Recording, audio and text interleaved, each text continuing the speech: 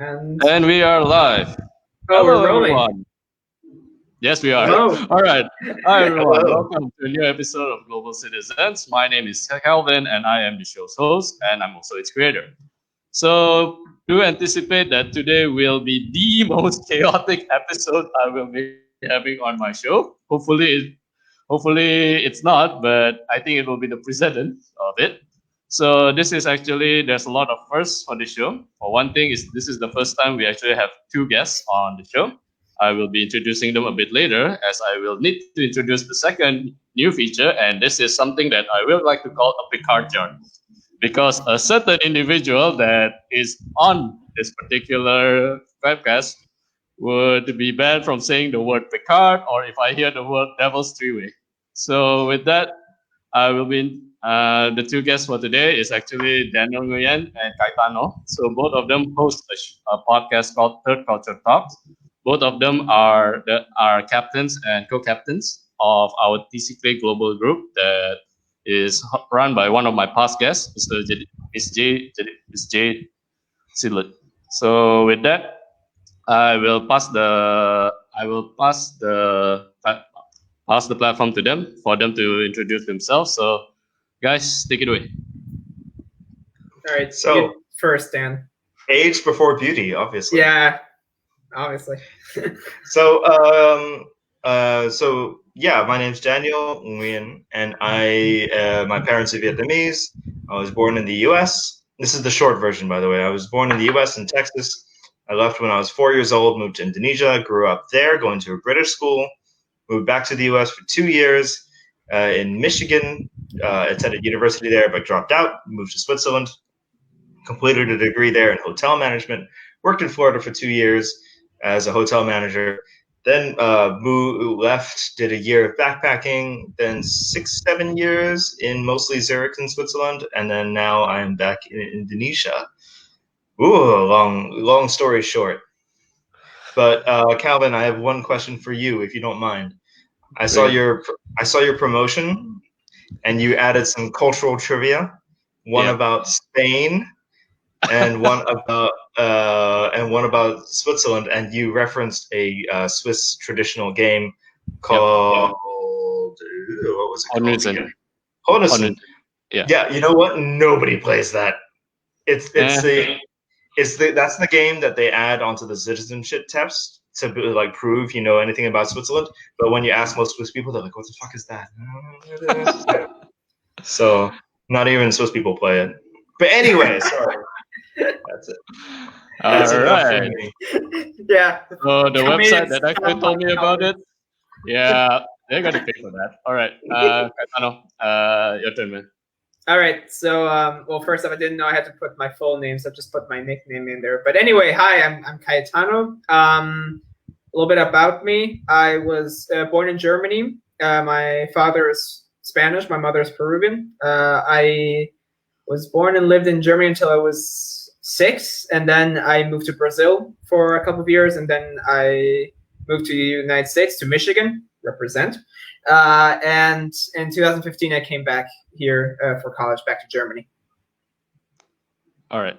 Okay, so I will actually carry on with the very first question. All right, so there's a term on the show called the TC quest, which you guys have actually fulfilled earlier, and that is basically your background as a TCK, which we will be bringing to our most beloved question: what is your definition of home? Carry on. Are we still expecting my this order? Are we doing age before beauty or beauty before age? Or beauty before beast? Gentleman's choice. And all right, in that case, beauty. Let's start with beauty. All right. So, like home. Well, it's a tricky one, but people usually try to make you choose between either the people you associate with home or the place that you associate with home. And it's I gotta cop out. It's such a social science thing to do. But I'm gonna say both. It's a little bit leaning more on the people side, where the people like your friends or your family sort of make you feel at home. But there's definitely something nice about like going back to a place that you had lived before, soaking in the environment, the global cultural things, the familiar places, and all that stuff. That can also make you feel at home. So, a bit of both. More people though, because yeah, people they keep your life going, so to speak. Yeah. All right, Tano. They're there to celebrate your everyday achievements. That's a good question. I would say I think the possibility of having multiple homes is an okay thing too. I feel like a lot of people tend to try to put people, achievements, everything into like one singular place and just to call that home because you just have to stick a flag somewhere. But I feel like that doesn't necessarily have to be the case. I feel like where people are, if you grew up in a place where there's lots of people, a lot of your friends who are there, that can be a home. And if you're talking about a country where your family is and you go there like maybe once a year or something, that can be a home too. So I believe one can have several homes. It doesn't have to be a singular entity. All right. Okay, for those of you who are watching to the show for the very first time, Global Citizens is a webcast whereby I host people who has experienced multicultural lifestyles, such as the three of us here. We are third culture kids, international expatriates, and nomads. And of course, on occasion, I've invited international speakers. The reason for that is, firstly, is that the show advocated TCK primarily, but I also want to give a platform to actually for people to understand what is it like when you are living in a country and you are visiting a country for a holiday. So, for example, when I tell people I'm an Indonesian, and if they tell me, "Oh, I've been to Bintan, I've been to Bali," my answer is, "Go fuck yourself." Okay, because that is the worst representation of Indonesia that there is. So, with that, we will carry on with the conversation. Okay, so earlier I think Cayetano mentioned about home, right? So along with that is that yeah. Okay, so do you want me to mute your mic here, young man? All right. I'm sorry. Yeah, it's fine. I'm just kidding. All right. Okay, so what I mean is, okay, so let me carry on with, yeah. So when one of the way that you can describe for TCK is that in every different part of your home is that you left a piece of yourself. It's like you leave yourself there, and as a result, you grow an attachment to that place. And this actually serves as a double side, I guess, is because, well, you grow attached to the place, but at the same time, you might not have the utmost connection to the place. You make you feel like an outsider. So my question to the two of you is that you guys can choose this one is either one of you, or you guys can choose it. You can answer it in both of them. What do you feel has been the ultimate blessing? And at the same time, what has been what you feel has been a curse by being a TCK? So yeah, any one of you? Sorry. Well, how we would do is, Dan, you want to alternate? Like you start first, I start first. Maybe do that. Yeah. Either way. Okay. Yeah, sure. Okay. All right. Fine. Then I guess I'll do it first. First then. Beauty before the thesis time.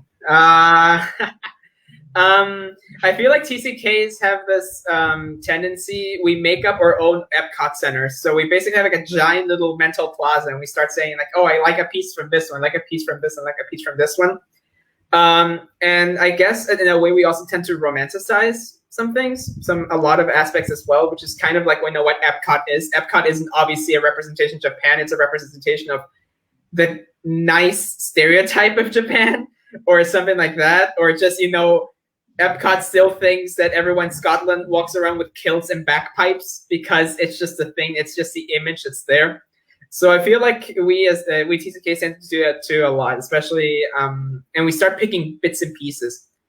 So I think the question was, what was the curse and what was the blessing of being able to leave yourself in several places? Well, obviously the blessing is you start, first you start learning that human beings are pretty much the same in every single culture. You start not having that us versus them. You start seeing that everyone is almost basically the same. There's no, because these people are like this, these people are like this. You start noticing that human beings are kind of a general, similar animal in all terms. And I guess it's also cool because you start building special friendships that don't necessarily have to end or break. They're still there, and you know that if one day you were to come back, those people would, receive you with open arms, and as if time had never passed. Obviously, I would say the downside of that is you never have a sense really of much of closure. It's like kind of like having a poker game, but never actually finishing it. You just, the second you're about to play, okay, you just remove the cards. You never made the bet. You just had the cards removed. So it's that feeling of closure, I guess, just kind of gets removed or taken away. It's like, or it's like someone blowing your birthday candle. It's like, come on, dude. It's there. You don't have that sense of, okay, chapter finished, move on to the next one. It's just like a bunch of written drafts that don't necessarily get finished. So I think that's one of the bigger downsides, which obviously is a thing many TCK struggle with. But at the end of the day, you have to kind of learn how to fight with that, as well as learn to live with that. And obviously, it's not the end of the world. Yeah, I apologize if anyone here is recently broken up, because that is what you would be feeling once you don't have that closure. All right, Dan. Well, actually, like, I can really elaborate this in regards to like when I first discovered about TCKs, and I picked up the book and I read it, and it was a really strong explanation for things. And when I read about it and I found out about it, and I thought, oh wow, this explains a lot. But more importantly, it helped me sort of develop. It's like I found out like it's like discovering that you have a superpower, at least for me. But because of all the things that Cayetano was talking about, you're more exposed. You can handle different cultures more easily. You can move in and out. You can adapt. You can learn languages, stuff like that.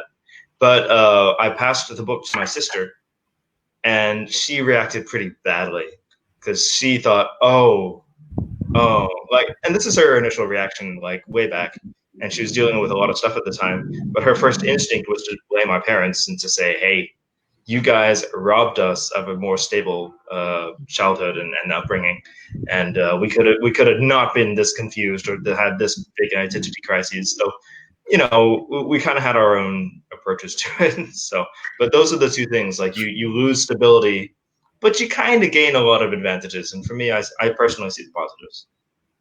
All right.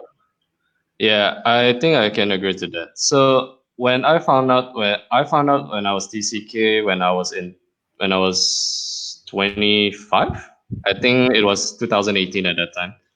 At that time, I really couldn't really feel anything much. I was introduced by one of our mutual friend, who is actually one of my past guests, Mr. George Ulysses Hamels. So at that time, just to be honest, I was drunk. So I was like, oh, okay, I'm a TCK, cool. But the next day, then out. Dude, come on, man. Not from alcohol, but from identity crisis. Yeah, the shock. At that time, though, I don't really feel the immediate impact for me, since I was already so confirmed in Singapore. I mean, I'm so used to living in Singapore. But the thing is that when I actually experienced a repatriation back in Indo, then I actually understood what it means. And at that time, I went through a little bit of depression. In fact, one of the main inspiration for Global Citizens is actually that feeling of depression, because I just want people to talk to me of what I feel, what I could be feeling, what is this that is going on, just because I don't know who I am anymore, or at least I know who I am, but now I know how should I define each aspect of myself that I feel has been defined by my experience living abroad. All right. There's a lot more noble in our podcast.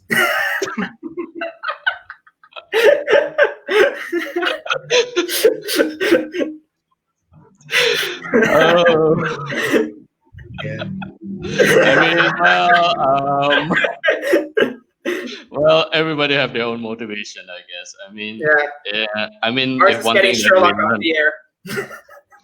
I mean, it's not like we can say, if one thing that we have learned is that something might not be always. Oh yeah, of course. I'm just joking around, but yeah, I think it's great, obviously, that you have this show, because getting a lot of interpretation from different people is always really fascinating, because you start getting a lot of different flavors and different colors to what people have actually experienced. So I definitely think that's a great idea. The fact that obviously all these people are open to talking about their experience is also a great factor too. It just shows that there's a certain level of trust. Yep. All right. So earlier, since you already mentioned the topic, I actually want to dive in a little bit on your podcast here. So, okay. So I think we will elaborate a little bit more by what you mean by not being so noble of its creation. But more importantly, okay. So for those of you who's watching, if you notice, the title of this show is TCK, Troy and Abed in the morning and open bracket nights. That is actually inspired by the show Community, of which the three of us are big fans. Two of the main character is actually Troy and Abed. Troy is portrayed by Daniel Glover, also known as Childish Gambino, four-time Grammy Award winner. And there's many famous alumni from that show, and one of them is the creator of Rick and Morty, and of course, the Russo brothers who directed the #1 box office movie, and that is Avengers Endgame.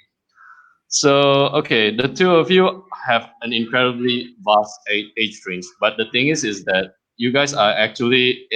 Do you feel that this has actually been an asset? Because the thing is that one of the thing that I noticed when I'm listening to your podcast is that the difference of opinion from the different age group. Like, for example, one of you can talk about Batman from the Adam West era, and one of you can defend Batman the animated series, which is the generation of Batman that I grew up in. So no one does not like Batman the animated series, by the way. Everyone loves that. That's like the golden standard.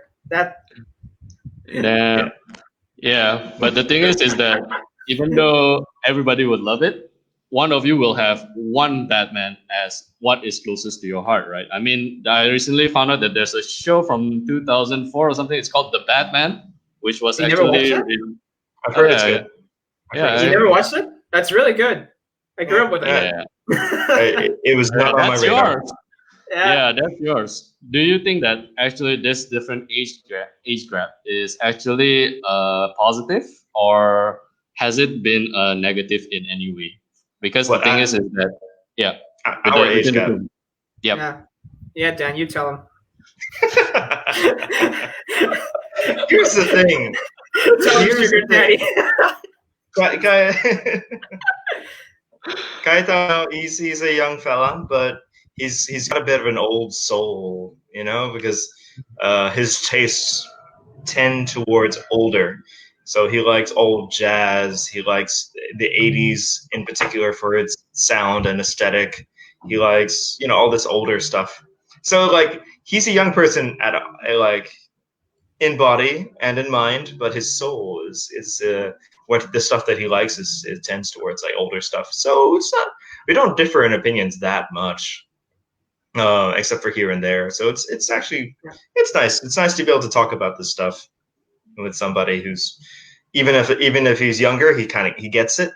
Because so often, especially when it comes to older media, I've met so many younger people who just don't have patience for it because it's but the effects aren't good, so I can't watch it. I met someone around your age, Calvin, who could not watch the original Jurassic Park because he doesn't like.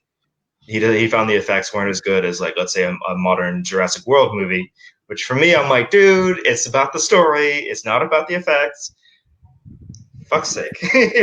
I mean, the actual one is an actual film, and Jurassic World are a bunch of NVIDIA graphics cards test runs. That doesn't constitute as a film. Yeah, they're not good. You should ban him. You should block him. I kid. Is my cousin watching this? He is a gigantic fan of Jurassic Park. All right. Jurassic Park is great. It's great. They're one really good movie and a bunch of movies. So Oh, come on! If it hadn't been for a sequel, we couldn't have gotten that animatronic Velociraptor talking to. Yeah. I is not terrible. Yeah. It's So. Yeah, exactly. I mean, the first one is a masterpiece. The second one has a very fun third act and a meh beginning and middle. Most of the movie is pretty bad. Yeah, and then the last one in the city is cool.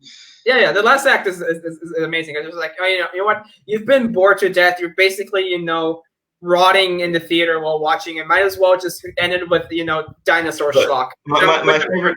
my favorite part of that is that like the dinosaur gets smuggled onto a cargo ship, but then like the way it gets out is the most like cliche B movie horror thing ever, because like the ship pulls into dock in San Diego somehow because all the crew is dead, eaten by a T-Rex, but they discover like a hand on the steering wheel or whatever of the ship, and it's like, what did the T-Rex do?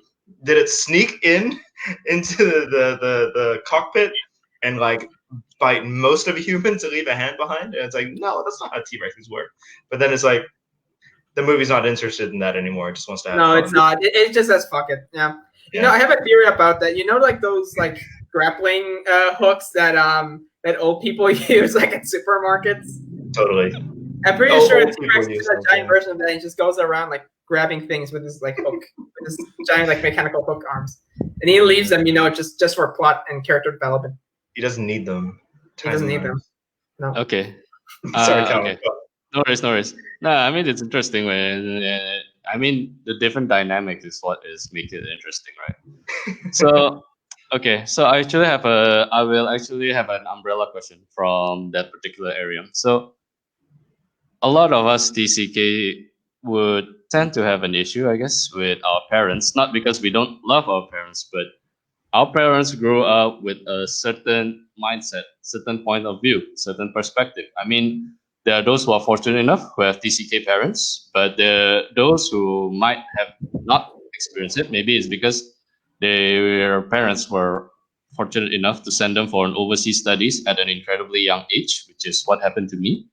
And there's those that are cases whereby because their parents are diplomats, so as a result, of course, they uphold a certain value that they carry from their birth country, but you are exposed to the host country's mindset, and as a result, and this has been problem in adulthood especially. The reason being is because, well, now we actually have two differing mindsets that is based on not through anyone's fault, but it's because we have two different nurturing environment. So how do you feel though we can close a little bit on generational differences, and also for a TCK, for us to actually allow us to bond with our monocultural parents better? Okay.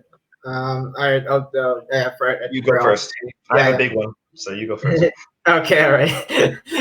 You are just gonna offer me the opening act for your such a diva, Dan.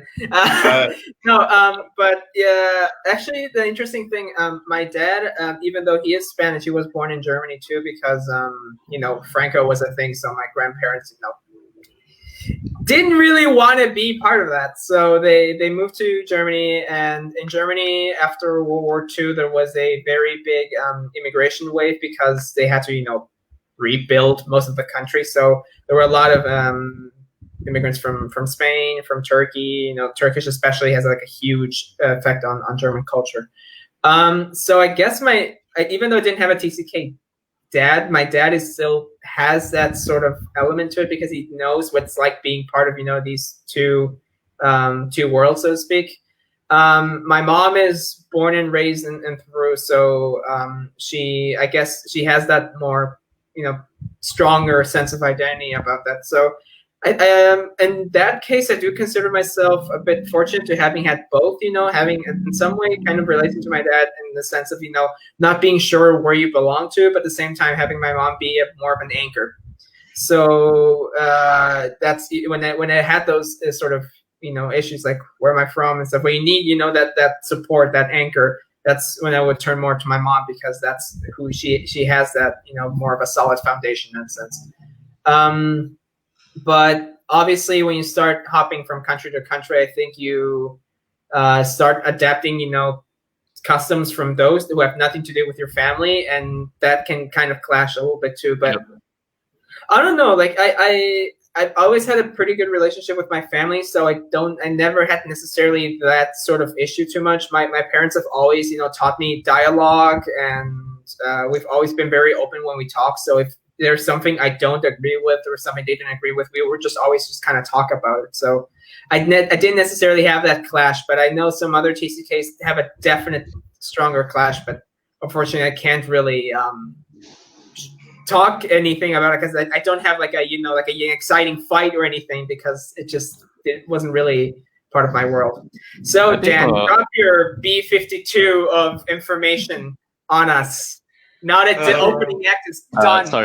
Sorry, mind if I cut a bit? I think for Thanos' case is that one thing that we can pick up from your relationship with your parents is actually an open line of communication. The thing is because, right, I've been encouraging TCKs to ask me how can I deal with my cultural issue is that my cultural identity issue, is to find an art creative outlet.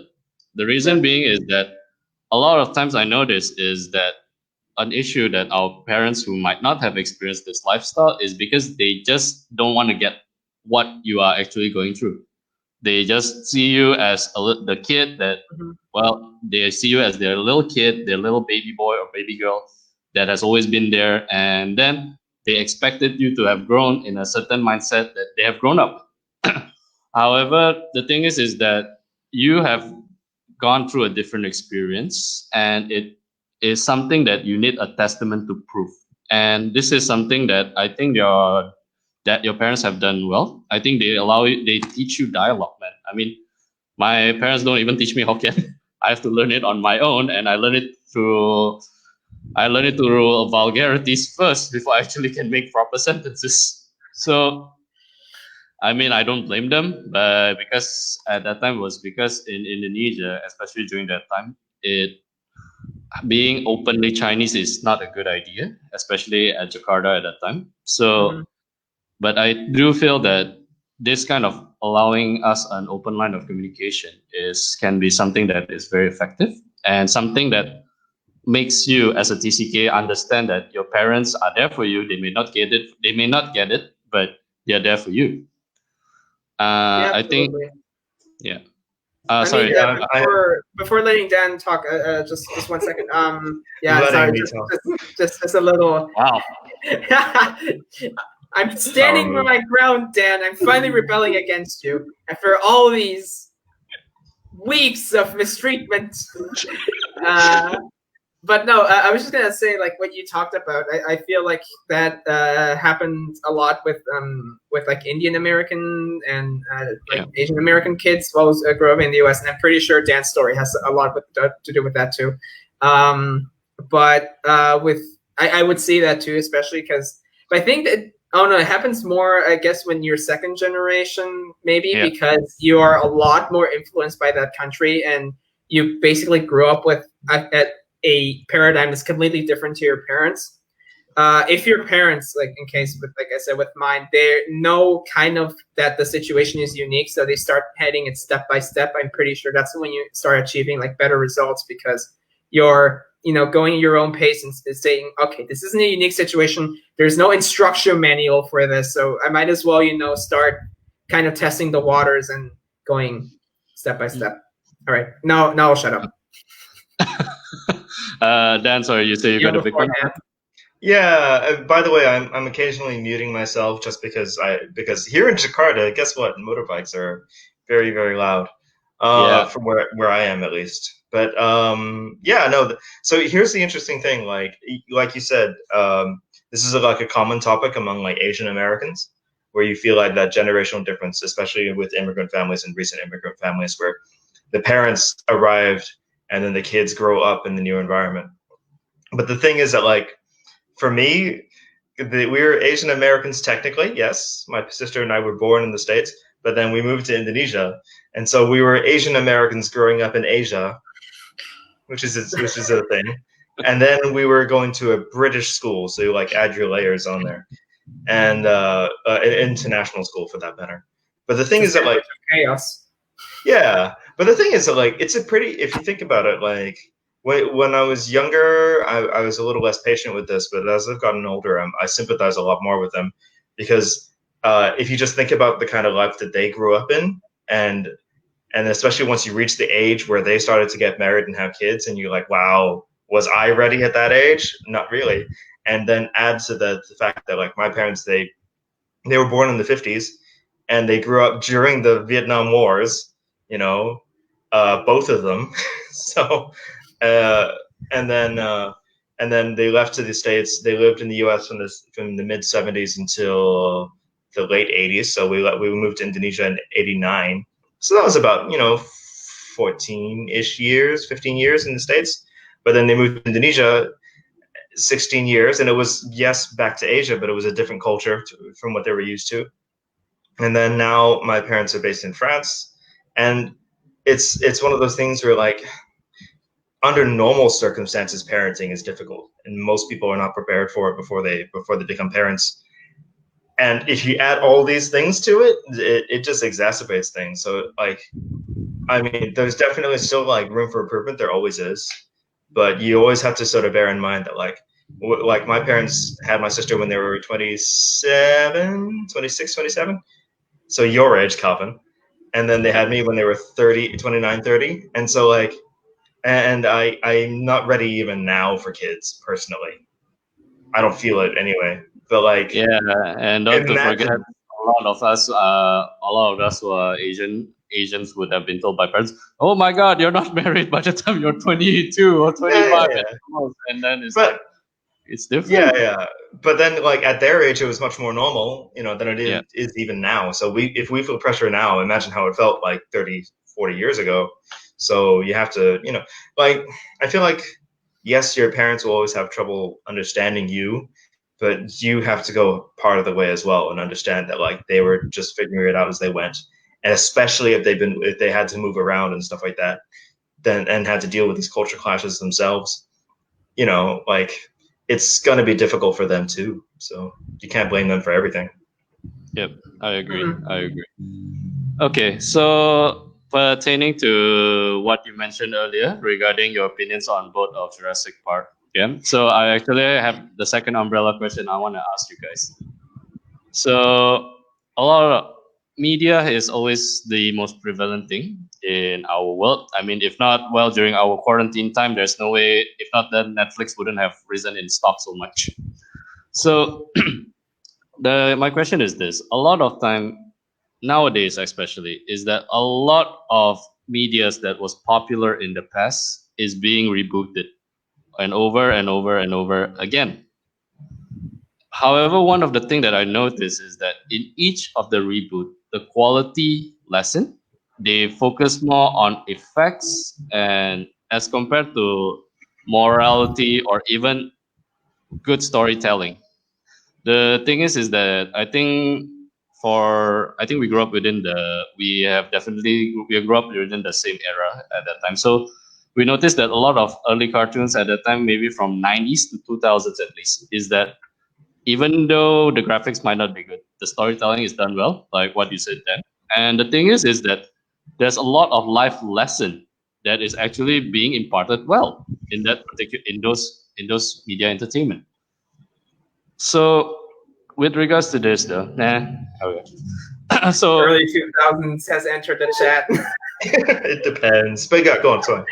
yeah, no worries. All right. So my question for to carry on with that is that what do you what do you guys feel if you guys are given the capability now to create your own show or even to create your own characters that would address social issues or even give an actual morality lesson, what would it be? You know what? I actually wanted to. I flirted with the idea of writing like a treatment or a screenplay or something like that for a sitcom set in an international school. I think that hasn't not been done yet. It's something that is not it has a lot of potential, because you don't want, if you're going to write something that you want to be like marketable, then you want something that's sort of broad, has some sort of broad appeal, but you don't, so you want to be relatable but still be different. So like an international school, let's say high school, could be a really interesting setting. And then you could have your character archetypes, you'll have like, so like the diplomat kid, the army brat, the missionary kid, You can have all these kinds of different characters who play off each other because they're all slapped into the same school, like somewhere. Doesn't like the setting will matter, but then all that stuff. And then there's all kinds of things that you can pull in for drama that can be relatable. So I grew up here in Jakarta, and in 1998, in 97 there was the economic crisis, and 98 riots, and the dictator stepped down, and that's potential drama to set up the show, stuff like that. And that was just my personal experience. I'm sure like lots of other people have lots of other things that they could, like there are so many things that you could pull in for interesting drama that it could be relatable. And just having these characters representing different people who have grown up in these different ways is a good setup for a nice sort of ensemble situational comedy, I think. So that would be ideal personally. But morality, like it's not the 80s. We don't have to like hammer home a moral lesson, I think, anymore, but just having like themes about especially people getting along, because that's what international schools tend to promote anyway. So you have that theme of like, okay, these people come from everywhere, they have different backgrounds, their parents all do different things, but they come together and they form a culture, and what do you know? It's a third culture that they create, isn't it? So yeah. Tano, you want to say something on that? Yeah. I actually had to, because I remember you mentioned it once, so I kind of came up with two ideas on it. One was for a cartoon, which I think would be interesting because a lot of on like an animated series, more or less, maybe have a fictional world maybe that represents sort of these identity problems, and maybe have the character come from different ones, and he kind of starts building up his maybe his personality or something through visiting all these different worlds, and they're kind of parallels to our reality without being super close to it. Because I feel like a lot of shows and movies now, the reason why they're so boring is because they're trying to be so realistic all the time. And even though the 80s was pretty cheesy in that sense, I figure that I think some things worked a little bit better because you had parallels to it without it being, and the message was pretty hammered on, but it wasn't still completely boring reality to the point where it's just like, stop. It's like people now who think when they make fun of Trump they're being unique. They're not. Like, everyone makes fun of him. There's nothing special about making fun of him at all. And it's like, look guys, I make fun of Trump, like my video. No, there's nothing special about it anymore. So I feel like if you draw parallels from things and you have your audience think about this, then maybe it would be interesting. The second idea I had was because I'm an architecture student, I feel like the idea of an architecture school show would be interesting because I haven't seen that done before, and I think you could also form it in a way that would actually make it pretty interesting. Because in architecture school, when you're in a studio, you're stuck with 15 people almost all day, and you're stuck every day with these 15 people. And crits, when crits come, you get roasted and destroyed by some of the props, depending on the mood they have. And architecture school also teaches you to be very grow a couple of layers of skin. You're not really, even though you're not treated very nicely sometimes, if something doesn't work, they'll go out of their way to make sure you understand that what you did was absolutely preposterous and basically worse than pneumonia. But I feel like being in a room with like a lot of people, you start developing some interesting relationships with people, because if it's someone you don't like, you have to learn how to tolerate this person, and if it's someone you really like, you start bonding more of a friendship. And sometimes there's a little bit of drama. Maybe you could relate to that. But also, architecture school, you have people from all different kinds of backgrounds. Because once you start university, you're not having people grow up together. You have all these different people who have never met. All of a sudden, like, okay, you're gonna be stuck with each other for a year now. Deal with it. So I guess it could create some different dynamics in that. And maybe if you have like a couple of TCK characters, as well, then have those be sort of like the odd one of the cast. I think that would be an interesting thing to do. I think it's always fun when you are exposed to an environment that really tests your mental strength, I guess. I think Was it you then? I think you mentioned before on hospitality school also. It can be something that's quite interesting because I actually my first ever job is actually working in a hotel. So I do remember how difficult that is because you have to present a beautiful image at the front, but actually there's a lot of shit happening at the back and a lot of politics. Do tell. Yeah, I mean, yeah. That was actually the original concept that I had for the school because my hotel school, my hospitality school was an international one. We had like 40 something nationalities in a student body that was maybe about 500 students altogether, so quite small. And so yeah, like, and then even then you're putting all these young people in close quarters, so drama happens. And then part of hotel school involves both practical sort of business school classes and then also practical stuff. So in my first year, we had to do a lot of like kitchen and service work. So we would work potentially between classes and working for like the school. It's like between 6 a.m. until 8 p.m. You're busy all day doing all this stuff between classes and this extra work. So, and you're constantly interacting with these other people. And that forms a lot of bonds, actually. That's one of the great like bonding moments that you get when you work so closely with so many with certain people. And like I'm sure your military experience was probably similar, where you had to go through all this crap together. So Yeah. you make friends for life. I think we can summarize it with Ned Stark's quote. You find your truest friends in the battlefield. And your worst enemies. Yeah, that's true. But what with the cannon right 50 yards from you?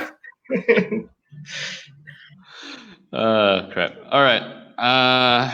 Earlier, you guys have mentioned about the differing mindset. Yeah. So I have invited, technically with the two of you, I have 60 people on my show before. So majority of TCKs that I know pursue a career in entrepreneurship, creative driven, or they are doing something with purpose or mission driven. So I think this ties into our need to be connected to the world. Yeah. So what actually for the two of you, what makes you guys decide on your current career, and what do you guys hope to accomplish out of it, or at least something in 5 years time or so? Where do you see yourself in 5 years? Oh, I'm sorry. That's the worst interview question ever, especially for internationally mobile people. What is this? Calvin. I love Dan's face. It's just he just kept putting himself like more into a ball just every second, just like an armadillo. If it's so easy, everybody would have done the show, man. It's so easy question. Come on. See yourself. All right. Do you mind if I take this one? No, of course not. Go ahead. This is an interesting one for you. I know.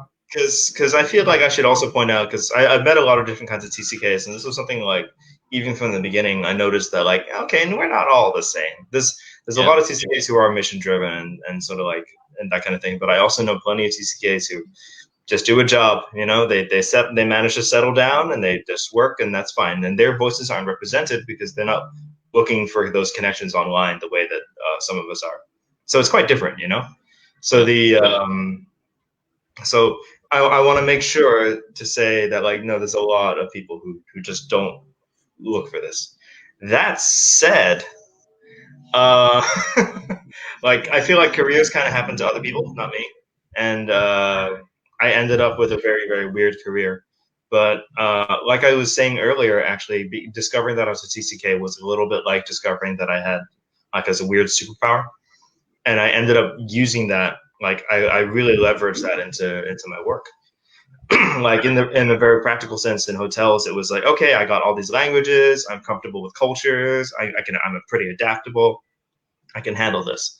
But in a much more like broader sense, I feel like as a TCK, you also kind of, I don't know if it's a career thing, because careers, but oh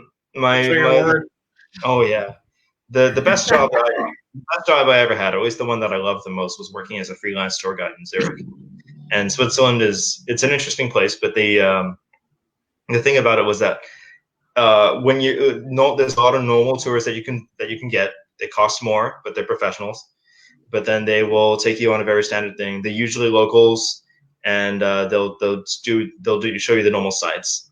But then with the free tours, it's cheaper. Usually, depends, but like it's more indie.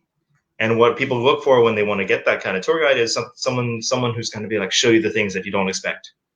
But the thing is that about that is that like there's a dissonance between how locals and foreigners see a place. So if we're talking tourism, like a local will be like, oh yeah, that's a great bar down the way. All my friends go there. Oh, this is what we usually do. We hang out by the lake, whatever.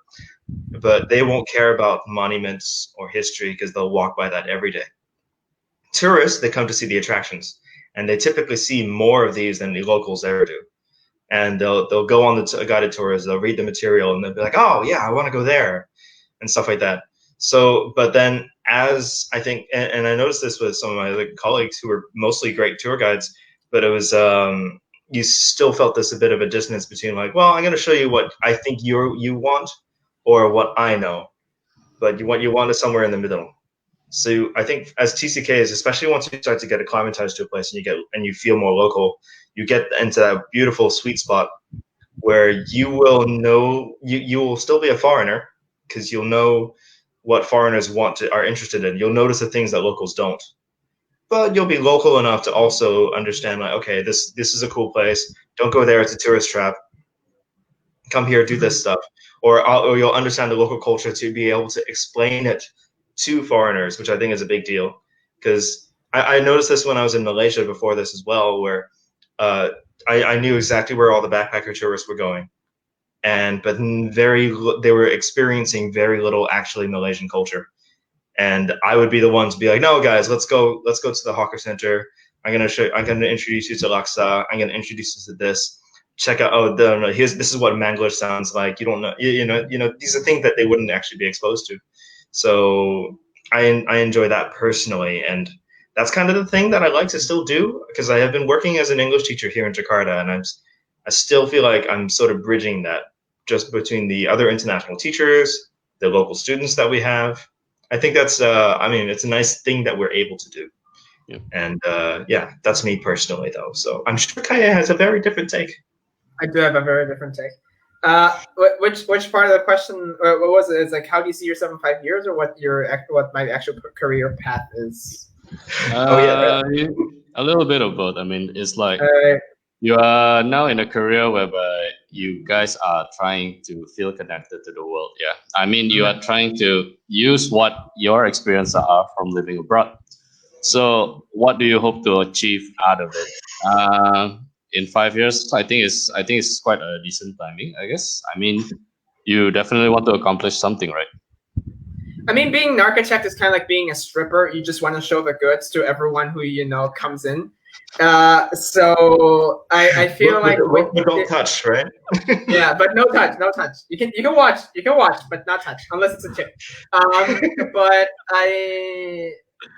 Just the tip. As an architect, you obviously have a dream, where people see something you've made and, they go, oh, look, that's cool. And they turn around and go eat at McDonald's, but at least they said, oh, cool, while they were on their way.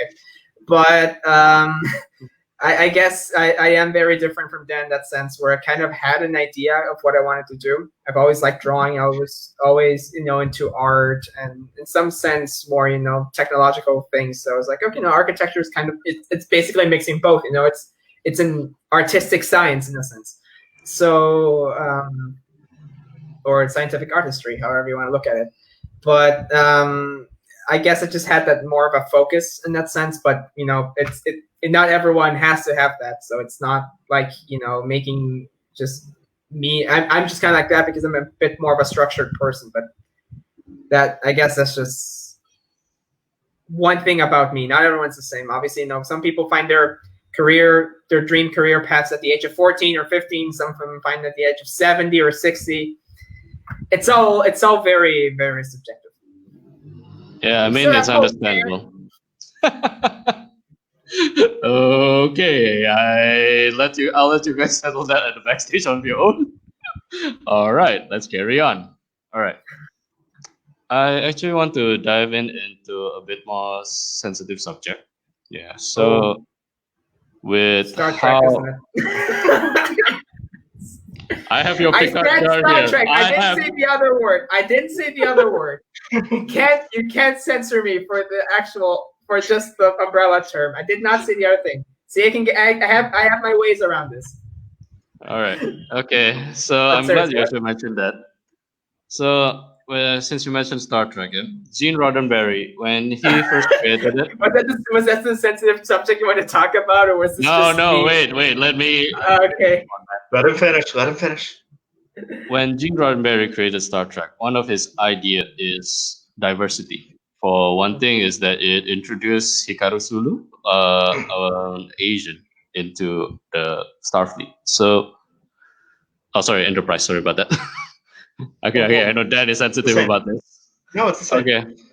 Now the thing is that in the past, I think until Bruce Lee changed the image, I guess the image of Asian has never been the most favorable, I guess. So this my with regards to a lot of issues that's happening around the world today, especially the trigger people could say it could be the pandemic, but there's a lot of xenophobia, there's a lot of attack on racial, and as we know recently, the death of George Floyd.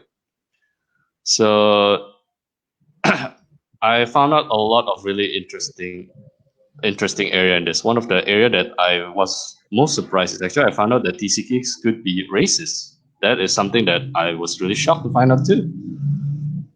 So what do you think though? Actually, I mean, it's not for this particular question, yeah. I'm not telling everybody how to behave, okay? But what do you feel a TCK could do to influence how the world is going to be moving forward? Is because to us, it's like we are kids who grow up as globalized. We don't see the world as the way it is. I mean, for me, one of my interpretation of a third culture kid is that I see the world in a third person point of view.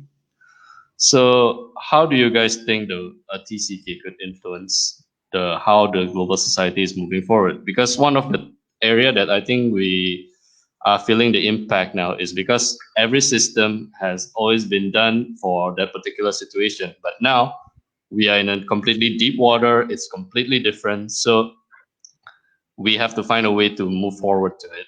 And yeah, so I'll pass the floor back to you guys. Yeah. Well, I mean, want you or you want me to take it? I don't know. I can. I'm relatively open. I have thoughts on this one. Okay, me too. But I'll let you to it first. Regarding like TCKs being racist, yeah, it's a bit of a surprise, but I think because just because people expect that just because you traveled more and stuff like that, you're exposed to more cultures, so that you won't be as prejudiced. But the thing is that, like, I don't know, even if you say that we're TCKs and stuff like that, we're third culture kids, we're global nomads, it doesn't mean that just because we see the same thing, it doesn't mean that we take the same lessons from them, you know? So I've met a few as well, and it was surprising. But then I was open-minded about it. I thought, okay, well, you know what? I'm not gonna try and assume that you got to think exactly the same way that I do. Or that's what makes the flavor of the world interesting, like variety, you know, spicing up life. But the thing is that, like, as far as like the impact that we can have, that's very difficult to say, because I think there's a lot of idealistic people out there, and but the thing is that, like, frankly speaking, most of us can't have that much impact. Like, if you have a platform like we do, our small platform of maybe 20 listeners, maybe I don't know. Hopefully more. Maybe after this, Calvin. But like, the thing is that, like, most of us won't. And there's a nice quote from Kurt Vonnegut.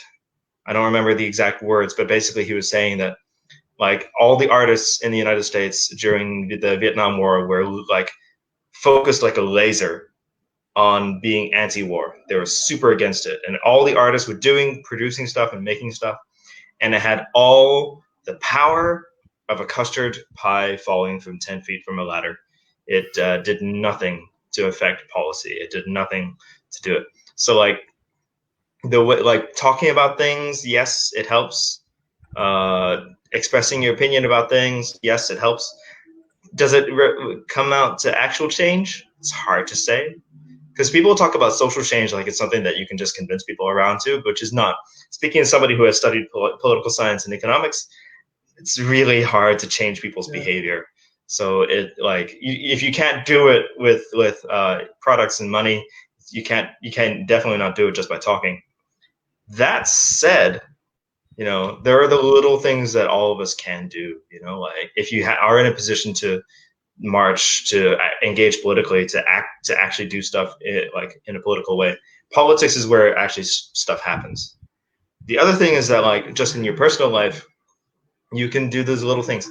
I like to do this every single time I meet a new person and they ask me where I'm from. I like to, because when they look at me, they look, oh, Asian dude. I have that, face. I don't know if you noticed. But then they hear me talking. They're like, oh, you sound American. Oh, yeah, I remember. There are Asian people in America. And then I say, yeah, I'm, born in the States and stuff like that. So that's already one little barrier that you cross. But then I say, yeah, but I grew up in Indonesia. And they say, oh, okay. Yeah. And I went to a British school. Oh, okay. And I've been living in Switzerland. So like I'm continuously trying to like challenge these barriers of what you expect from a person, because people expect just like to fit you in a box where you say like, oh, he's Asian. Oh, he's American. And oh, wait, maybe boxes are not that simple. And this, I think, applies to everybody, whether you are of a race or an ethnicity or a nationality or a religion or anything like that. Yeah, there are commonalities, but people are still people.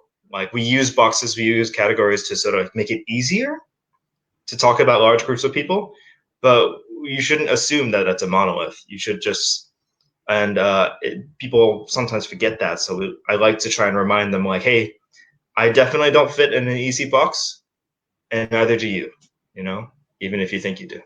So, and it's just the little things to sort of like broaden people's horizons. So it's only like maybe works on an individual basis, but hopefully I like to imagine a couple of years from now, someone will think back like, oh yeah, I met that one dude who did a tour for me in Switzerland, and wow, yeah, that's right, he was interesting. I'm not going to make the same assumptions about Asian people, for example, whatever. And so that's my view. I was going to say the exact same thing, actually. I feel like, especially when talking about like platforms and, well, first off, racist TCKs, whatever, who gives a shit? But more about talking like about what you can do. I feel like people, especially younger people now, younger people in general, are very impatient and eager to make a change, but don't exactly know how to do it. I feel like people think they can change the world with an Instagram account, which, not really. That doesn't mean that you shouldn't have, any ideas, and that you should, you still should fight for what you believe in, and of course you should follow that. But I always think that maybe changing one person's viewpoint, like exactly what Dan said, or maybe just in your general periphery, is already, a pretty good contribution. When I moved to the U.S., I moved to a small town in Michigan, which is 40 minutes away from Detroit, called Novi. And obviously, when you come in, it's like, okay, are you with the Indian American kids, or are you with the other Asian kids, or are you with the black kids, white kids? They already have a catalog, and you just have to check the boxes and then so forth. And that was like one, or for example, so your last name is Garcia. Okay, you're gonna go with the Latinos. They just automatically assume and to just push you there because they're like trying to. But when you're a TCK, you're more like a Venn diagram. You have like certain elements of each one, and then it just meets in the very small middle. So I think when I came over, and this isn't me trying to play celebrity or anything, but when I came over, I like to think that that I was a bit of a different animal in a lot of sense. So I think people were starting learning more things maybe about Europe, but also, what a TCK is, that you can't really, apply these antiquated, I guess, categories to people, because things change. People, we as a human race also have changed. So I like to think that me going to that school and challenging some viewpoints and kind of maybe changing some opinions, maybe it might have actually made a small impact. And maybe when obviously I'm not there anymore, but maybe another TCK or maybe 2 or 3 TCKs have come, and maybe they already know. Oh, yeah, I remember. Maybe my teacher will say, "Oh, I had a kid, who also had like a very weird background." So I kind of know what you're talking about, and maybe it's already become sort of a precedent in a sense. So me just kind of changing, maybe setting a bit of a milestone, so to speak, to my community over there is good enough, because that just means it's going to keep progressing, and it's going to keep evolving and changing. So I feel like as long as you're making sure that you're starting with your general paradigm and maybe influence that first, then that's good, and you can start building up from that. But not go like, oh my god, let's change the world, I'm gonna post on this on Instagram because fuck whatever politician I don't like. Yeah. Start baby steps. The only thing I can say is baby steps. That's what I personally think. Not just that, but there's like 2 things you can do, and I have some friends who are super into like climate change activism, for example, which is great. But then there are 2 ways to approach it, basically. One way is very personal. It's about how you consume, how much you consume, do you recycle, do you reuse, stuff like that. And those are the personal choices. And a lot of people do that. And then the other one is, but the thing is that doesn't do very much, but it feels good, because when it comes to like big problems, racism, climate change, whatever, like a lot of us feel very small and helpless in the face of such huge problems. So doing the little things that at least make you feel better, you say like, oh, okay, today I recycled. That's good, but it doesn't have an actual impact. It just makes you feel better. But that's already something. But then the thing is that like, if you actually want to do stuff, and this is the case with the current stuff regarding racism and protests and stuff like that, and also climate change, is that the only thing that can really have an impact is political action. And so if you want to change stuff, go out and protest, go vote, go contact your representatives if you have that capacity to do so, go engage politically, because they're the only people who have, like, governments have the power to affect this stuff, but you individually don't. You just need to get out there and make yourself heard, engage politically. Yeah, I can actually attest to that mindset. The thing is that when I first started creating the show, what my mentor actually taught me is that don't worry about your viewers, don't worry about your numbers. If you just keep in mind, if you can just impact one person, it's more than talking enough. About us. Thanks for the advice, Calvin. Don't give a shit. Damn it, thanks, guy. All right, how do I stop the mistake? Okay, well, it's not intentionally that, but no, but that was something that I really experienced then. It's because at that time, I think I reflected in my 50th episode at that time. So it's because whenever I need to prepare for this, it's 3 hours. I'll fuss around my laptop to check if everything's working. And well, then you can attest to this. We have a shitty Wi-Fi here in Indonesia. So, and along with that, at that time when I first started, I do not do it so professionally. In fact, I still screw up. I still stumbled here and there. And the thing is that I still learn. I'm still learning from it. And at that time I was taught is that it doesn't matter. Don't worry about your viewers. Don't worry about money or whatever.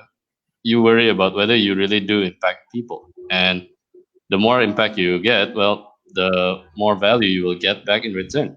So I do agree with what you guys said on this. So now I'm gonna twist a little bit with what you guys said, and that is the thing. I'm giving you guys the power of the Infinity Stones. Yeah, it's from Avengers. So I know in the what past, that is. We know. I know what that is. just in case you do realize I have viewers, guys. So the thing is that you guys have now. I'm giving you guys the capability of reshaping civilization. By one of my articles that I've written in the past, one area I've mentioned is on systemic racism, and of course, in the media in the past is because the pandering to the sense of nationalism and etc. is because the focus is, of course, to get viewers and ratings. But now I'm giving the ball to your court. So for you guys to, let's say you guys can make a Sims, okay? You guys can create whatever the hell you all want for your own civilization. What would it be? So what you're saying is that the power is yours. Was that from Captain Planet? It is. All right. Yeah, I know. You can call it that. You can call it that. Sorry, go on. Your boomer cartoons. That's like Gen X cartoons. Anyway, you go first. Oh, me reshaping. I mean, I already play Sims for a living. That's fine. You know, I make little 3D models and play God with them. Reshaping society. I don't know. That's the thing. Like, I feel like you can't. Like, people want this like perfect, spotless little world that has never had issues or doesn't have any issues, which is pretty impossible to do with human beings in charge.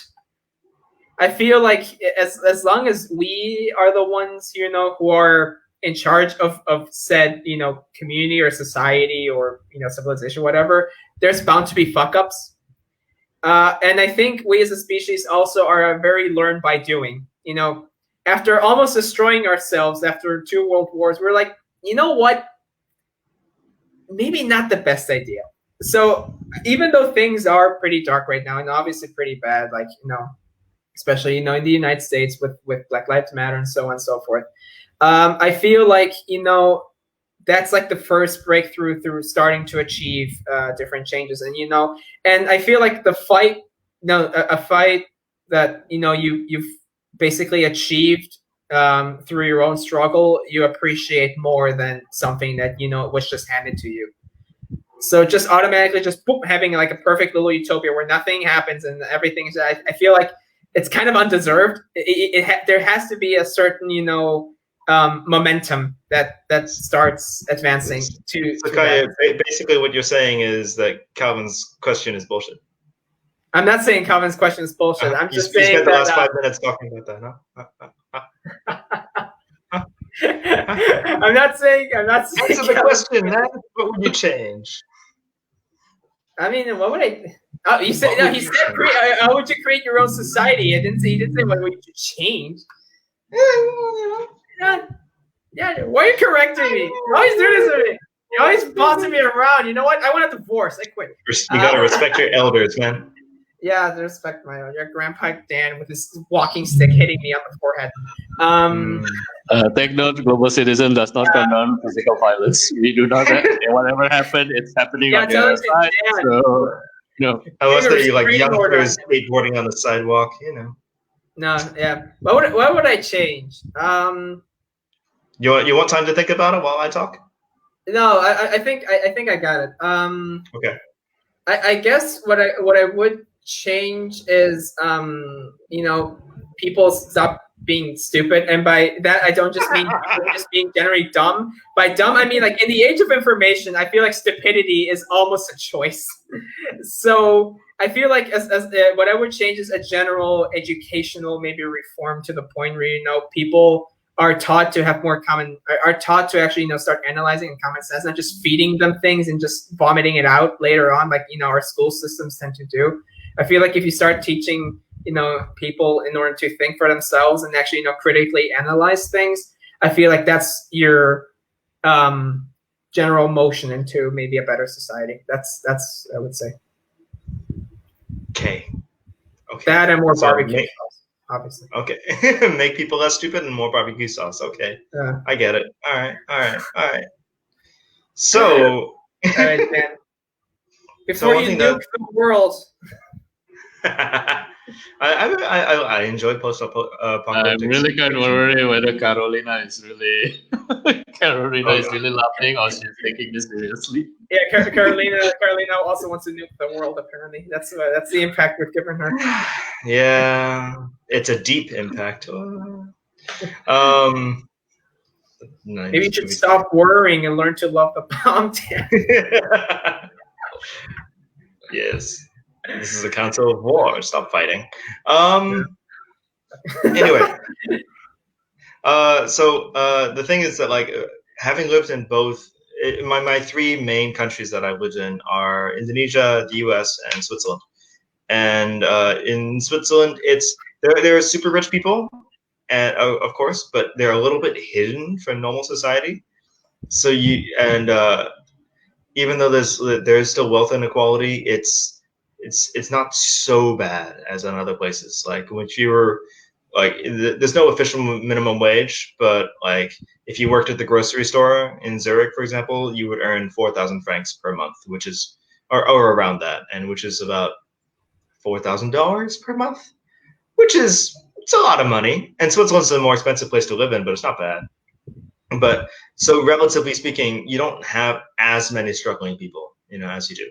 And then unlike other cities, you can compare cities as well. Like I feel like there's a lot of big famous ones like New York and London where cost of living is rising dramatically within cities, but wages are not rising in comparison. So when I come to, and then you go to a place like Indonesia, especially here in Jakarta, you are confronted with this amazing social inequality and wealth gap. You have extremely rich areas and extremely poor areas right next door to each other, to such an extent that you can live like even when I was living here, I was in that expat sort of bubble, So you kind of you get used to this extreme poverty just right outside your window, and that's something that like it's hard to come back to as an adult, like coming here, like. And so it's one of those things that like what I feel really strong about is this social inequality and this wealth inequality, and I feel like the system, like, because it's all been adapted for the past 100, maybe 150 years. Motorbikes, sorry, but like the motorbikes. That's my dance manifesto. That's it. Get rid of all Jakarta motorbikes. But the thing is that like there are so many systems in place which enforce this continuation of this situation where so many people are struggling just to get by, and I feel like if I could change one thing in the world, because it would kind of cascade into everything else, I would I don't know, try to decrease the reasons for the social inequality. I would shake up that system, and because I would love a life where people don't have to struggle just to survive, and that they have that capacity to just do stuff, and I like to do the things that they want to without having to struggle. And I feel like because of the way distribution of wealth and life quality, some people have too much of it, some people don't have enough, and we gotten used to accepting that that's just how it is. And I feel like we're not trying hard enough. And if I could make a miracle happen, that would be something that I would definitely try to improve. How? I don't know, but whatever. I can try. Basically what I'm saying is, comrades, no gentrification. Workers of the world, unite. Yeah. Eat the rich. No, I'm kidding. Just take a bite. Don't eat the whole thing. Just take a bite. Yeah. Gentrification, right. Make that go away. That's also a problem. Yeah, that's it's a symptom, and I feel like especially when we talk about racism and stuff like that, especially in places like the States, it's a divide and rule thing. You have those ruling rich classes, and they accentuate differences between the people so that they fight amongst themselves rather than the people who are actually oppressing them. And that's, it's like somehow, if we're taking the American example, like somehow rich Americans manage to convince poor white people that black people are their biggest enemy. So, and it's like, no, it's not the case. You're getting exploited just like everyone else. Sorry, I got really political there, Calvin. No worries. Okay, so this is Okay. All right. This is gonna be the last question, and I want you guys to imagine it even before when you guys found out that you guys are TCK. Let's put at let's put that you guys at 50. Yeah. I know you guys are way ahead from that age, but imagine you guys are still 15 is now. pretty close. Okay. It was there just yesterday. What books or movies would you guys recommend for a younger generation of TCK? One.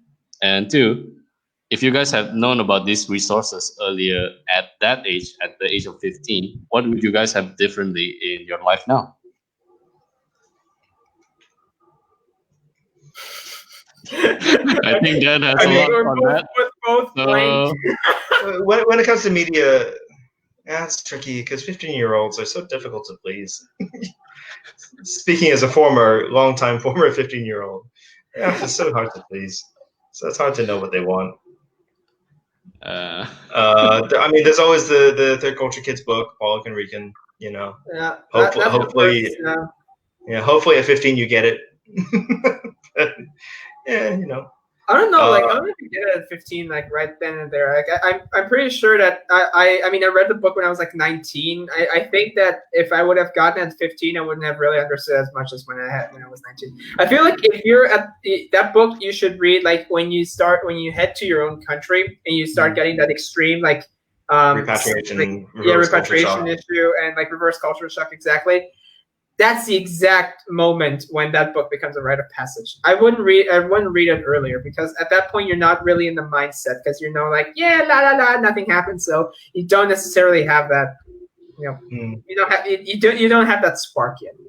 No. Okay, then I guess I just grew up too earlier then because back then I already felt it at 15. Okay. I don't know. Maybe Dan and I were just late bloomers. Who knows? I was 21 when I read it, but like it was after having gone through all that stress. So you know, you don't read it as like when you think about it realistically for teenagers. Like teenagers don't. I mean, I didn't prepare for shit. I think there are probably some very responsible, well planned teenagers out there, but I'm just speaking from my own experience. I would not have cared. I think very much. Maybe later I would look back on it and be like, oh yeah, I should have listened to that. That's about it, really. Just too late. Sorry. You had a follow-up? Yeah, maybe I'll follow up with one last one though. Okay, sorry, that was intended the last one, but something came up because from what you guys said. If you guys can interview or you guys would like to talk to any notable individual with TCK background, it could be somebody who's still alive or somebody who has passed. Who would that be?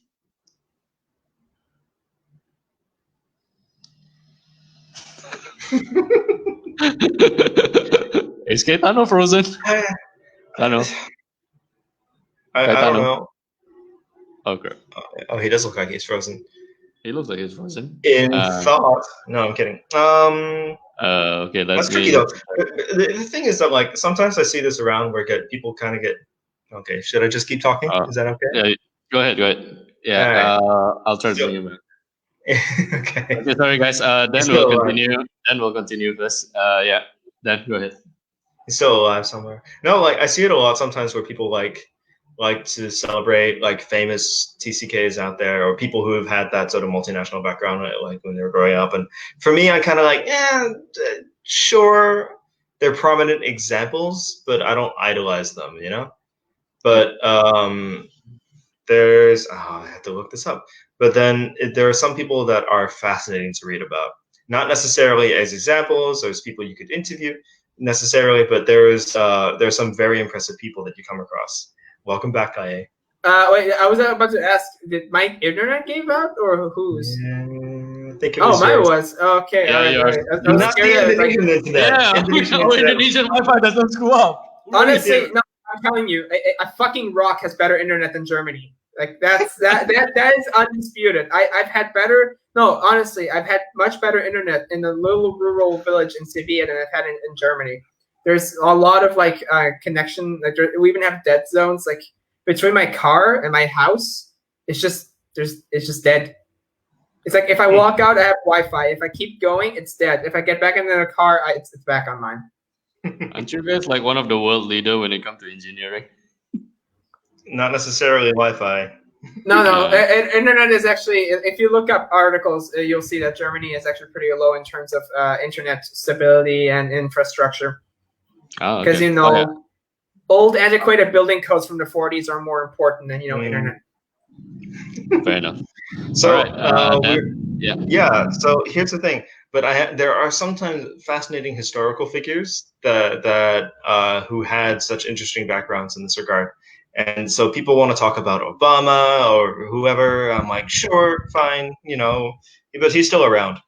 But if I could interview anybody, I will always remember the time that I read one of the original translations for the 1001 Arabian Nights, because it was translated during the Victorian era by a British dude called Sir Richard Francis Burton.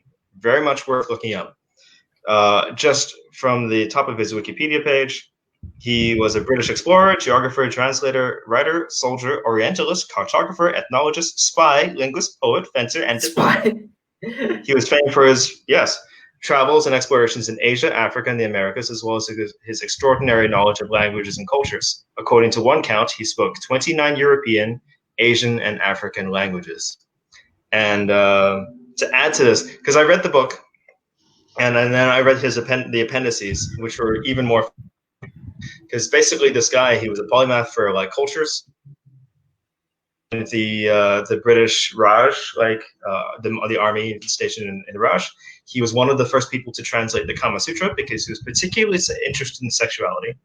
And while he was there, he picked up a bunch of Indian languages because as you do. He was the second European to ever go on the Hajj. He had to pretend to be an Arab the whole time in order to get there, but he managed. While he was there, he started to pick up all these stories of the 1001 Nights, and there was a lot of like subtle sexuality going on there, because a lot of these like fairy tale Arabian stories were like the prince came home and discovered his wife in bed with a black slave from Nubia, and then he killed one or two or both of them or whatever, and then went off on an adventure. That's how a bunch of these stories start. And so he discovered that generally speaking, apparently Arab men feel insecure with their women whenever it comes to black men. So he decided, maybe there's something there, and he actually traveled down the Nile to what's roughly Sudan, Nubia, old Nubia sort of time area, and took some measurements and discovered that according to his personal research, Arab men did have a reason to feel insecure compared to black men. Just crazy thing. But basically, he literally measurements. But he just sounds an educational stream, folks. But seriously, he seems like such an interesting person, and he obviously traveled a lot. He was a polymath for languages and cultures. He was interested in things that, especially in Victorian Britain, people were like, "Oh, you're talking about sex," and he was very much like, "Yeah, let's explore this stuff." So, interesting person. We're talking about penises? How dare you? We can't even look at the woman's ankle. How can we talk about other things? Did you see her toe? You must be decapitated now. Yeah. Why do you have someone like Mickey Mouse? That's just in my head. Everyone from the Victorian era speaks like Mickey Mouse. It's just they all inhale helium all the time and they just talk like that. That's just my impression. Do you have a famous global nomad, their culture kid person of international background that you would like to interview? Yes, Stuart Copeland. That would be my first one. Stuart Copeland, who is the drummer for the Police, he's very much alive, and I've seen lots of interviews of him. And he, if I remember correctly, he was born in. I think he was born in the U.S., but he grew up in Lebanon and some other countries, because his dad was a famous jazz trumpet player, and then he became a CIA man. So he just got to take him along with them, and he said that he actually learned drums from a Lebanese street performer Like he wanted to learn the drums, so his dad basically, paid this guy like I don't know how many bucks per week to teach him drums. So and he has like a really interesting life too, because after the police was done, he went to Africa because he was basically searching for all these different time signatures and rhythms and rhythmic ideas, and they made a movie called The Rhythmatist, and there was even a scene of him going to jail. There was one of him playing drums in front of lions to make sure how much the drums actually have like an impact in defending himself from the animals, as like using drums as basically as like a weapon. So basically the lions are trying to get to him, but they don't, because he's just playing the drums like as loud and fast as possible so they don't get near him. So and he's a very interesting individual, and that's like one person I would love to meet. So Stuart, if you're listening to this, if you want to come on our podcast, I'd be more than happy to contact us at All right. That's actually all the questions I got. So Okay. So to end it off, I need to thank some of these individuals who live alike. So it's Megan. Megan is actually one of my past guests. She works for Kaleidoscope, which is also part of Families in Transition. Kanako, who I think you guys are aware of, and I'm sorry, I'm not sure who this is. Miss Nicola Jane Gregory. Maybe it's one of your contacts. Of course, Carolina, for not only leaving a like, but she also left a comment. Hi, Carol. Hey, Caro. All right, so let's see. There's also Miss Lingo and Miss Ning Chin. I'm sorry, I hope I didn't butcher your name. So there's also Kritika, and there's this gentleman, I think, or is it a lady called ECM Matt? Oh, is that a stage name? That sounds so cool. Okay. Along with that, there's Miss Jen Mohindra. I believe she was on your podcast recently. Mm-hmm. Hi, Jen. Our last episode. Hi, Jen. Yeah. And along with that, lastly is my buddy, Mr. Ben Vogel, who has been really supportive of the show. He also hosts his own show called bender.org. So other than that, I think I recently appeared in several podcasts, but I can't remember which one is which. So never mind. Okay, so with that, I'd like to thank all those who has already tuned in. Also, apologies though, I can't see who you guys are, since this is how StreamYard designed it to be. So I also definitely need to thank the two of you, Dan and Cayetano, for making an appearance today. So yeah. I thought you're nearly frozen again. Okay, never mind. Okay. And Cayetano is really frozen. Okay. I think this is the day of triumph, since our Indonesian Wi-Fi did not disappoint us for the first time. Hooray! Yay! Okay, I just want to send a message to the German government. Please fix the internet. It's been a while. This thing has been existing since the 90s. Get on it. I'm sorry. What were you saying? Yeah. And if you guys want to check out our stuff, we have like our show. Our podcast show is on Anchor. Is the main page. Third Culture Talks is the name. But you can also find us. Sorry. Yeah, I've already attached the link in the description box for the podcast. Okay. Yeah. You can find us on all the other places that you can find podcasts. You can connect with us on social media. Third Culture T. Yeah. Third Culture T on Instagram. We also have an email address now, so if you want to write to us, it's Third Culture T, like the drink, because I thought that was funny. And you can write to us there. We also have our own personal Instagrams. Mine is at @dbnguyen. Nguyen 85. I do stand-up comedies and other stuff as well on there. Kaye, I'm sure you have your own you'd like to plug.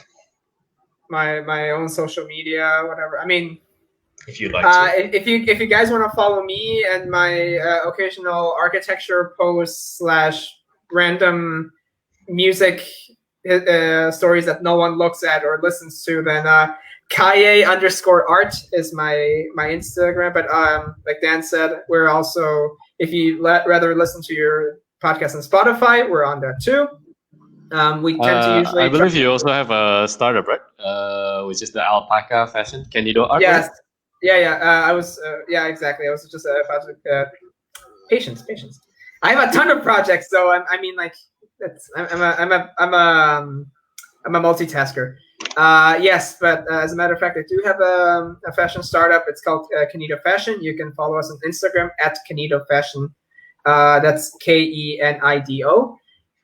If you also want to look at some, actually handmade alpaca wear, because contrary to cashmere, this stuff doesn't itch, so it's amazing. And look at all the stuff. And if you also have something that you would like to look at, and also can contact us just directly by message, and we'll see what else we have in there. We're still trying to update because the pandemic kind of stomped on our parade a little bit, but we're getting back online, so it feels good to be back on the horse. Damn, it feels good to be a gangster. Yeah. Also, one last thing. If you guys are interested in Indonesian stand-up comedy, we're having one of our first shows back again tomorrow at the Ketawa Comedy Club. But it's since obviously we don't want to gather because of virus risks, we're broadcasting it on Zoom. You can look it up through Ketawa Comedy Club, KETAWA Comedy Club. And they're taking tickets so that they can actually pay for the performers and maintaining the club and stuff like that. And you can just find the link for that on there. I'm also posting it on my Instagram. So yeah. And if you'd like to support my metal band, you can go at Instagram at Curse in My Veins. We also released a Mandalorian cover during the whole lockdown phase, so that was actually fun getting that done during that whole period. And we're working on a new single now, so if you want to listen to a metal version of the Mandalorian theme song from Star Wars, then just go Curse My Veins Mandalorian cover on YouTube, and I'm sure you'll be able to find it. Okay, please don't curse Cayetano. Okay, with that. All right. I think I recently made an appearance at Core16 podcast, so I believe the episode should be up soon. I'll put the link. And our episode for next week will be on Friday, 7 p.m. Mountain Time. Miss Donielle Ambrosin, who is actually the founder and editor of Cultures Magazine, will be making an appearance as my guest. So yeah, do check it out.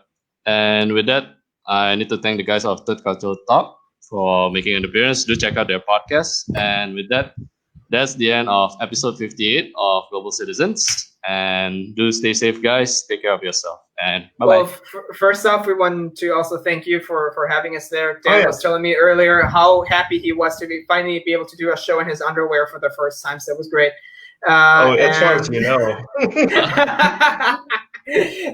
But seriously, thank you for this. Has been a ton of fun, and we'll hope to have you as a guest on the podcast soon as well. That would be fun. Yeah. The tables can turn finally, so you'll be in the spotlight. You like that? Dude, I've been in multiple spotlights. Yeah, but this one. All right. See you guys. Weirder. All right. Thanks.